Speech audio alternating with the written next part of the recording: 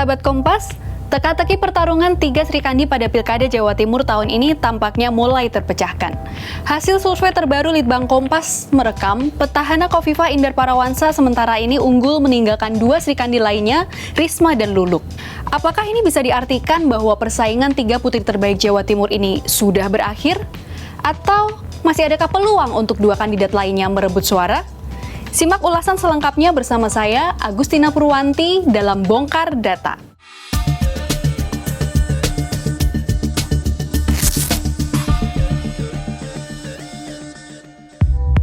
Jelang pemungutan suara yang tinggal menghitung hari, posisi penguasaan politik pasangan calon gubernur Jawa Timur, Khofifah Indar Parawansa, Emil Dardak, belum tergoyahkan.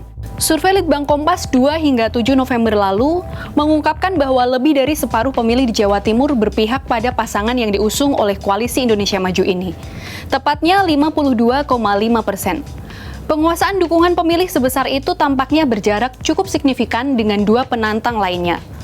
Pasangan yang diusung PDIP Tri Risma Harini dan Sahrul Ashar Assumpta baru mengumpulkan dukungan sekitar 20,9% pemilih. Menjadi semakin berjarak lagi jika dibandingkan dengan pasangan Luluk Nur Hamidah dan Lukmanul Hakim. Tingkat keterpilihan pasangan yang diusung oleh Partai PKB ini masih di bawah 5%. Dengan menghitung besaran pemilih yang belum menentukan pilihan atau undecided voters sekitar 22,8%, dapat disimpulkan bahwa posisi penguasaan Khofifah Emil terbilang cukup dominan.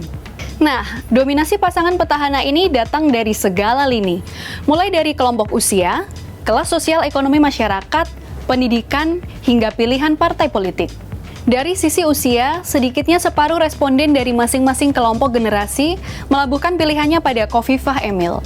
Paling rendah hanya pada kelompok usia 36-43 tahun, itu pun mencapai 44%. Sementara, dukungan pada pasangan Risma Zahrul dan Luluk Lukman hanya di kisaran 1,5 hingga 26%. Bagaimana dengan pilihan partai politik? Hampir sama. Pasangan Khofifah Emil berhasil mendominasi hampir semua responden dari masing-masing pilihan partai.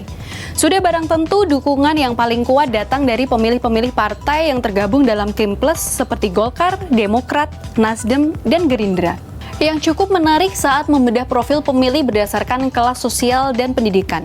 Keduanya memiliki kecenderungan yang sama. Semakin rendah tingkat ekonomi maupun pendidikan pemilih, cenderung menguatkan pilihannya pada duet Khofifah dan Emil. Hal sebaliknya terjadi pada paslon Risma Zahrul. Dukungan pada mantan Menteri Sosial ini banyak datang dari kelas sosial ekonomi dan pendidikan yang lebih tinggi. Sementara pada Luluk Lukman, tampak tak berpola dan cenderung cukup kecil. Kokohnya dukungan warga Jatim pada Khofifah Emil tak lepas dari pengamatan warga sepanjang 5 tahun terakhir di bawah kepemimpinan keduanya. Sebab, kualitas, pengalaman, dan visi misi pasangan calon menjadi 3 hal yang paling dipertimbangkan para pemilih dalam menentukan calon favorit mereka. Jika ditelusuri, kuatnya dukungan pada pasangan petahana ini sudah tergambar dari survei periode sebelumnya, Juni 2024. Saat itu, mayoritas warga Jawa Timur masih terbilang cukup bimbang, sebab memang belum ada nama-nama pasti yang dicalonkan. Tapi, Khofifah menjadi sosok yang paling banyak dirujuk oleh warga. Tidak kurang dari 26,8% pemilih berhasil dihimpun. Tri Risma Harini mendekati dengan penguasaan sekitar 13,6% dukungan.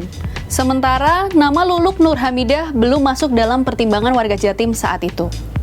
Lantas, apakah fakta-fakta tadi menyiratkan bahwa dukungan pada Khofifah Emil saat ini sudah sangat solid dan tak tergoyahkan?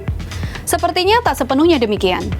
Mengacu sebaran dukungan pemilih di setiap wilayah persaingan, belum semua area mampu dikuasai secara merata. Benteng kekuatan semakin terpilah saat dielaborasi dengan karakter wilayah kultural dan orientasi politik warga Jawa Timur. Rujukan yang paling umum dilakukan dengan memilah Jawa Timur berdasarkan kesatuan kultur wilayah menjadi 4 bagian: Arek, Mataraman, Pandalungan, dan Madura. Di wilayah Arek, dominasi Khofifah Indar Parawansa dan Emil Dardak cukup tertekan. Hanya mampu meraih dukungan sebanyak 40%. Tantangan terberatnya adalah Risma Zahrul yang mampu menandingi dengan 32,9%. Wilayah ini terdiri dari Surabaya, Gresik, Sidoarjo, Mojokerto, Jombang, Pasuruan, hingga ke selatan Jawa Timur yang meliputi Malang dan Batu. Sosok Risma yang juga merupakan mantan wali kota Surabaya tampaknya masih memiliki pemilih setia di sana. Apalagi wilayah ini menjadi salah satu basis PDIP, partai tempat Risma bernaung. Masih kuatnya pertarungan pemilih partai ini menjadi celah untuk Risma dan Gus Hans mendukung suara lebih tinggi. Di 3 wilayah kultural lainnya, dominasi Khofifah Emil memang tidak tertandingi, dengan tingkat keterpilihan di atas 50%. Namun, di wilayah Madura, kehadiran pasangan Luluk Lukman cukup mampu mencuri perhatian. Kedua sosok kader PKB ini menjadi alternatif pilihan. Terlebih, kekuatan politik PKB yang terbilang signifikan di Jawa Timur menjadi keunggulan tersendiri bagi pasangan ini. Sahabat Kompas, masih ada 2 dari 10 pemilih yang bimbang. Mereka menunggu seluruh rangkaian kampanye dan debat berakhir sebelum melabuhkan pilihan. Akankah di sisa waktu ini 2 Srikandi penantang Khofifah bakal membuat kejutan? Kita lihat hasilnya 27 November mendatang. Salam!